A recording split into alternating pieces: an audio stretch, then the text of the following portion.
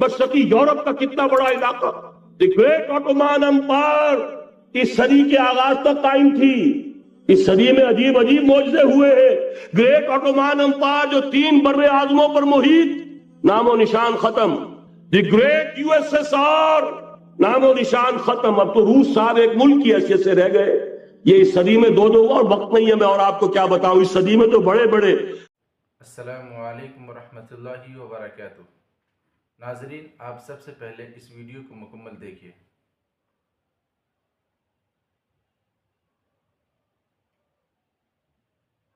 औलाद मुराद है हजरत याकूब अलैहिस्सलातु वस्सलाम। हजरत याकूब हजरत इसहाक के बेटे हैं। हजरत इसहाक हजरत इब्राहिम अलैहिस्सलाम के दूसरे बेटे हैं। हजरत इब्राहिम को पहला बेटा अल्लाह ने अता फरमाया इस्माइल। इसीलिए मैं अर्ज कर चुका हूं, समा और ईल से मिलकर बना है।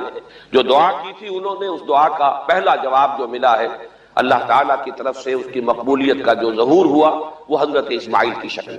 फिर ये कि हजरत सारा को भी अल्लाह ताला ने औलाद दी और हजरत इसहाक पैदा हुए। उस वक्त ये जो बशारत दी गई है कुरान मजीद में मुताबिक मकामात पर आगे चलकर आएगा कि हजरत सारा के यहाँ भी औलाद होने की जो बशारत हजरत इब्राहिम अलैहिस्सलाम को फरिश्ते देने आए थे, उसी में यह भी था कि न सिर्फ ये कि तुम्हें एक बेटा आता होगा बल्कि उसके बाद पोता भी आता होगा, गोया कि एक बहुत जलील कदर पोता। इस एतबार से एक राय यह है कि याकूब अकब से बना है, गोया कि बशारत में पहले ही से शामिल था हजरत याकूब अलैहिस्सलाम का जिक्र भी कि इसहाक के बाद इसहाक के यहाँ एक बहुत जलील कदर बेटे की विलादत होगी और उसका नाम याकूब होगा, यानी इसहाक के बाद आने वाला, बेटे के बाद जो पोता आता है।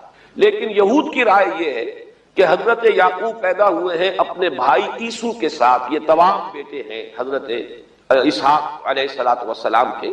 2 बेटे पैदा हुए बैक वक्त, जुड़वा भाई। पहले हजरत ईसू की विलादत हुई है और तौरात के अल्फाज ये कि याकूब अपने भाई ईसू की एड़ियां पकड़े हुए तवल्लुद हुआ।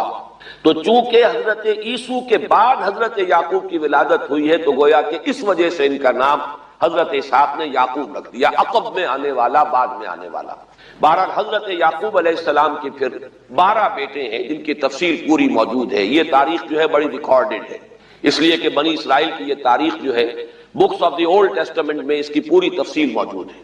4 बीवियां थी हजरत याकूब अलैहिस्सलाम की, जिनसे 12 बेटे हुए। 3 बीवियों से 10 बेटे थे और सबसे छोटी बीवी से 2 बेटे थे, हजरत यूसुफ और बिन्यामीन। और इन दोनों से हजरत याकूब अलैहिस्सलाम को बड़ी मोहब्बत थी। हजरत यूसुफ से चूंकि ये तारीख शुरू होती है इस एतबार से कि उन्हें उनके भाइयों ने कुएं में डाला, फिर अल्लाह ताला ने वहां से उनके निकलने का सामान किया, फिर मिस्र पहुंचाया, फिर मुख्तलिफ मराहिल से गुजार कर उन्हें वहां एक बहुत ऊंची पोजीशन तक पहुंचाया। तो हजरत यूसुफ अलैहिस्सलाम से इस एतबार से इनकी तारीख शुरू होती है। 1906 कब्ल मसीह में हजरत यूसुफ अलैहिस्सलाम की पैदाइश है, जहां तक सही अंदाजा किया जा सका है। यूं समझिए कि आज से तकरीबन 4000 साल कब्ल ये हजरत यूसुफ की पैदाइश है। और हजरत यूसुफ पढ़ पोते हैं हजरत इब्राहिम के। इनमें अगर आप 200-250 साल का और इजाफा करें तो आज से कोई 4,2500 साल कब्ल की शख्सियत बनते हैं हजरत इब्राहिम अलैहिस्सलातु वस्सलाम। हजरत यूसुफ के जमाने में फिर जैसे कि वो तफसील सूरह यूसुफ में आएगी, ये पूरा खानदान आकर केनान में थे लेकिन वहां से आकर मिस्र में आबाद हो गए।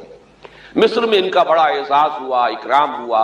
उसके खास हालात थे कि मिस्र में उस वक्त जो बादशाहत थी वो असल मिस्र के लोगों की नहीं थी, बल्कि ये भी सेमेटिक लोग थे जो जाकर जिन्होंने इराक वगैरह के इलाके से ही जाकर इन्होंने फतह किया था मिस्र को। लिहाजा उन्हें फिरौन नहीं कहा गया कुरान मजीद में। वो फराइना का खानदान नहीं है बल्कि वो तारीख में हिक्सोस किंग्स कहलाते हैं। तारीख मिस्र में वो 15वां खानदान कहलाता है वहां के बादशाहों का, 15th डायनेस्टी।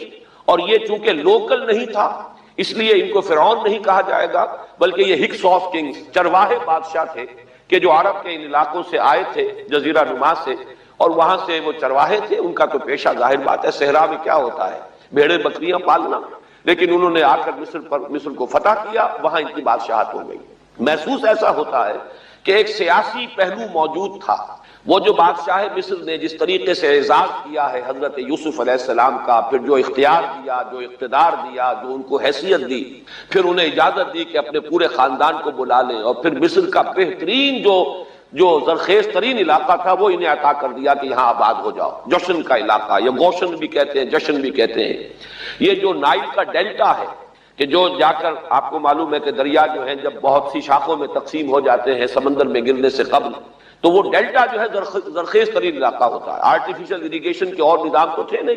جہاں دریا ہی چھوٹی چھوٹی نہروں کی شکل اختیار کر لے وہاں گویا کہ وہ فطری طور پر جو ہے بڑے وسیع رقبے کے اندر اریگیشن ہو سکتی ہے.